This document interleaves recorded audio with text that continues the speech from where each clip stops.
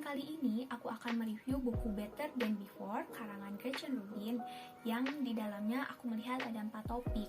Namun kali ini aku akan membahas topik 1 mengenai pilar kebiasaan. Di dalam buku ini sebelum membaca keempat topik itu aku disuguhkan dengan 4 jenis manusia dalam menghadapi ekspektasi atau harapannya. Nah, di antaranya itu yang pertama ada penegak atau upholder.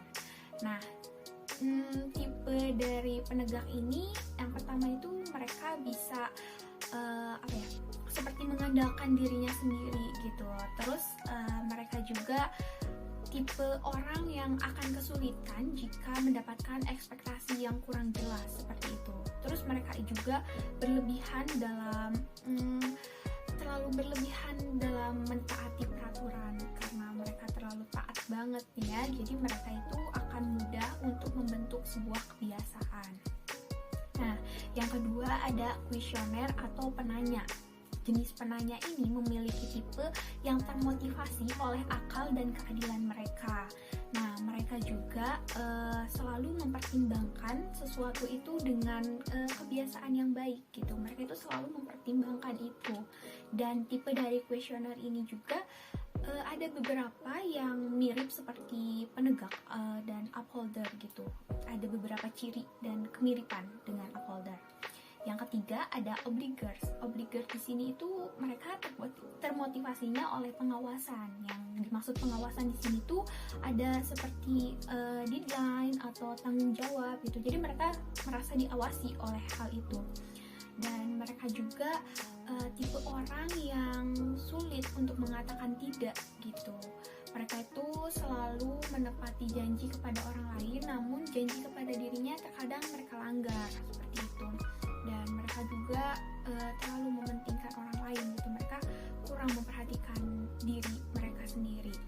Dan tipe ini juga obliger itu memiliki tipe mereka akan mudah untuk membentuk kebiasaan yang baik seperti itu.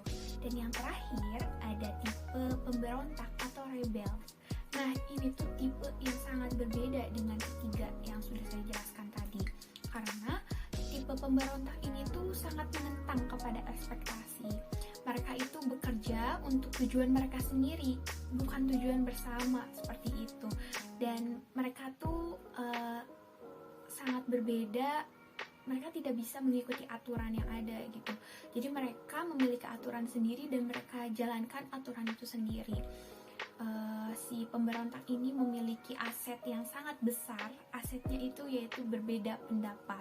Sangat berbeda pendapat dengan ketiga jenis lainnya. Makanya tipe pemberontak ini cukup menyulitkan orang lain karena selalu berbeda pendapatnya. Nah, itu dia keempat jenis manusia dalam menghadapi ekspektasinya. Selanjutnya aku akan membahas topik 1 mengenai pilar kebiasaan. Nah, di dalam pilar kebiasaan ini terdapat strategi untuk memenuhi kebiasaan atau kita dapat melakukan kebiasaan itu. Di antaranya itu ada pemantauan, yang kedua ada landasan, yang ketiga ada penjadwalan, dan yang keempat ada akuntabilitas. Namun aku lebih tertarik untuk membahas lebih dalam mengenai penjadwalan karena penjadwalan sendiri ini seperti relate dengan diri aku sendiri. Jadi aku akan menjelaskan mengenai penjadwalan.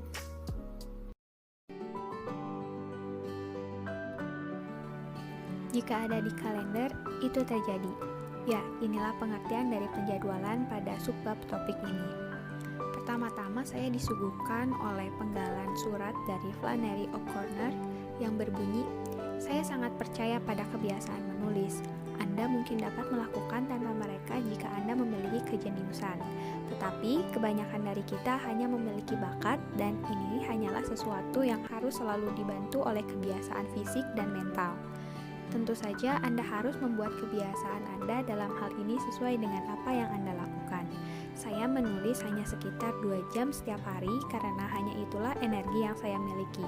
Tetapi saya tidak membiarkan apapun mengganggu 2 jam itu di waktu dan tempat yang sama." Begitu katanya.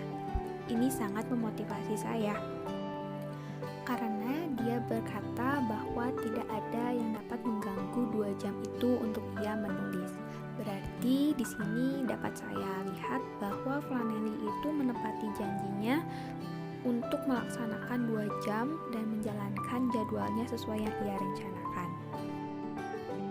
Strategi penjadwalan menetapkan waktu tertentu dan teratur untuk suatu kegiatan berulang. Ya, penjadwalan juga merupakan salah satu strategi pembentukan kebiasaan yang paling dikenal dan yang paling kuat. Karena dalam buku ini disebutkan bahwa penjadwalan membuat kita jauh lebih mungkin untuk mengubah suatu aktivitas menjadi kebiasaan, tapi tidak untuk pemberontak. Seperti yang aku jelaskan tadi, bahwa pemberontak sulit untuk mengikuti peraturan dan rencana. Ia selalu ingin mendapatkan atau mengerjakan sesuatu sesuai dengan keinginannya sendiri. Selanjutnya, di dalam buku ini juga dituliskan bahwa menjadwalkan suatu aktivitas membuat waktu itu tidak tersedia untuk hal lain.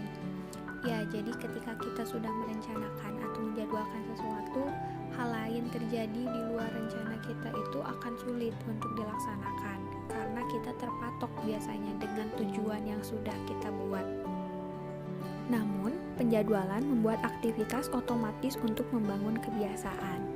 Karena dari penjelasan tadi, ini tuh merupakan penjadwalan yang teratur dan juga kegiatan secara berulang. Mungkin dengan kegiatan yang berulang ini membuat kita melakukannya dan terbiasa dengan hal itu. Di dalam buku ini juga Gretchen mengatakan pada saat kita menjadwalkan kebiasaan yang baru, ada baiknya kita mengaitkan dengan kebiasaan yang sudah ada, meskipun itu adalah kebiasaan yang mungkin simpel, namun dengan adanya kebiasaan nama, ini dapat menjadi pemicu untuk kita melakukan tindakan yang baru. Dan ketika kita membuat kebiasaan baik, maka semakin sedikit keputusan yang diperlukan. Tapi banyak kebiasaan yang tidak dapat dibuat secara otomatis. Di dalam buku ini juga penulis mengatakan salah satu rahasia kedewasaan yang paling berguna adalah apa yang saya lakukan setiap hari lebih penting dari apa yang saya lakukan sesekali. Itu kata Gretchen. Meskipun penjadwalan membantu mendorong untuk melakukan hal-hal yang enggan dilakukan, tapi penjadwalan juga membantu melakukan hal-hal yang memang ingin dilakukan. Dan penulis juga di sini menjelaskan bahwa ia sering merasa lebih sulit untuk membuat dirinya melakukan sesuatu yang dia sukai daripada sesuatu yang tidak ia nikmati. Jadi di sini penjadwalan juga dapat membatasi waktu yang dihabiskan untuk sebuah aktivitas. Dan yang terakhir, dapat saya ambil strategi penjadwalan adalah senjata ampuh melawan penundaan. Itulah yang dituliskan oleh Gretchen. Jadi, apa kesimpulan yang dapat saya ambil dari subbab topik penjadwalan ini? Yang pertama, penjadwalan adalah alat yang sangat berharga untuk pembentukan kebiasaan. Selanjutnya, penjadwalan di sini juga dapat membantu menghilangkan pengambilan keputusan.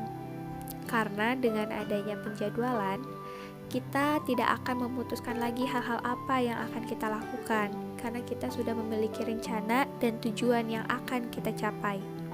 Selanjutnya, penjadwalan juga memanfaatkan perintah yang terbatas dari dalam diri kita. Dan penjadwalan juga membantu melawan penundaan.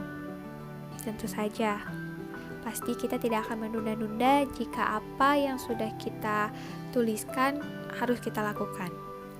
Dan yang paling penting, strategi penjadwalan membantu kita menyediakan waktu untuk hal-hal yang penting bagi kita. Di sini, penulis juga mengatakan bahwa bagaimana kita menjadwalkan hari-hari kita adalah bagaimana kita menghabiskan hidup kita. Seperti itu.